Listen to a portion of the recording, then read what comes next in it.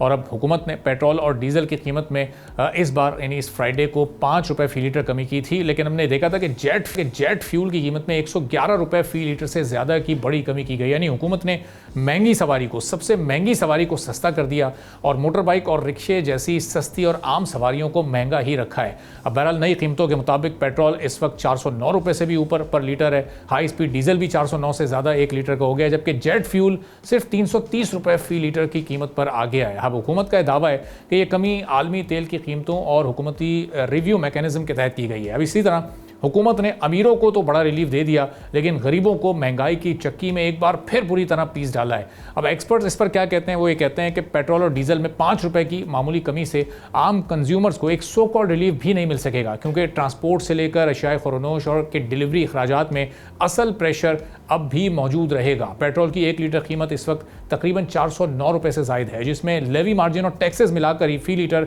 129 रुपये की मद में गरीब आवाम अदा करती है, जो पेट्रोल और डीजल की कुल कीमत का 30 से 32% होता है। जबकि जेट फ्यूल, जिसकी फ़ी लीटर मौजूदा कीमत सिर्फ 330 रुपये है, उसमें 6 से 7% टैक्सेस और मार्जिन होते हैं। अब इस तरह एक मोहतात अंदाजे के मुताबिक 1 लीटर पेट्रोल और डीजल पर टैक्स 129 रुपये लगता है, जो बाकी ड्यूटीज़ हैं वो इसके अलावा हैं। इसके मुकाबले में जेट फ्यूल पर टैक्स तकरीबन 23 रुपये है। यूँ पेट्रोल और डीजल के मुकाबले में जेट फ्यूल का फ़र्क 80 रुपये फ़ी लीटर है, यानी ये 80 रुपये फ़ी लीटर सस्ता है। अब पाकिस्तान जैसे मुल्क में डीजल सिर्फ गाड़ियों का फ्यूल नहीं है, बल्कि एग्रीकल्चर के साथ गुड्स ट्रांसपोर्ट और सप्लाई चेन की रीढ़ की हड्डी समझा जाता है। ट्रक से लेकर बसें और फिर ट्यूबवेल से लेकर ट्रैक्टर सभी डीजल से चलता है। यहाँ तक कि जब फसल तैयार होती है तो मार्केट तक उसकी सप्लाई भी डीजल गाड़ियों पर ही होती है। इसलिए अगर डीजल महंगा होगा तो फिर सब्जी के साथ आटा और चीनी, इसके अलावा दीगर ज़रूरी अशिया की कीमतें भी बढ़ जाती हैं। अब पेट्रोल और डीजल में 5 रुपए की कमी से आवाम को एक वक्ती नफसियाती रिलीफ तो मिल सकता है, यानी सिर्फ यह आदाद शुमार का हेर फेर तो कहा जा सकता है, मगर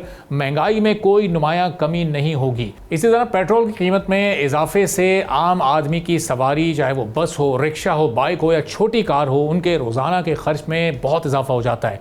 दफ्तर आने जाने के खर्चे में भी इजाफा होता है। ज़्यादातर मोटरसाइकिल सवार पेट्रोल की बढ़ती कीमतों से ज़्यादा मुतासर होते हैं, जिसके लिए हुकूमत की तरफ से कोई फौरी रिलीफ सामने नहीं आता, और अगर हुकूमती रिलीफ मिलता भी है तो इतना कम कि जिसको कंसीडर भी करना रिलीफ जैसे लफ्ज़ को ही शर्मिंदा कर दे।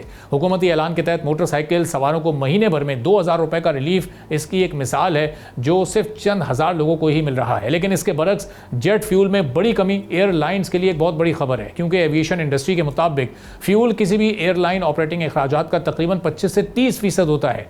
इसलिए जेट फ्यूल सस्ता होने से फ़ज़ाई कंपनीज़ के खर्च कम होंगे और आइंदा हफ्तों में अंदरूने और बैरूने मुल्क फ़ज़ाई टिकट्स की कीमतों में भी अच्छी खासी कमी आ सकती है। जहां जेट फ्यूल की कम कीमत से कुछ भी सस्ता नहीं होता, वहां रिलीफ मिलता है तो जहाज़ में सफ़र करने वाले वज़ीर, मुशीर, बिजनेसमैन, कॉरपोरेट किंग्स को। लेकिन सवाल यहाँ पर यह पैदा होता है कि अंदरूने मुल्क और बैरूने मुल्क फ्रीक्वेंटली ट्रैवल करने वालों को क्या किसी रिलीफ की ज़रूरत है भी?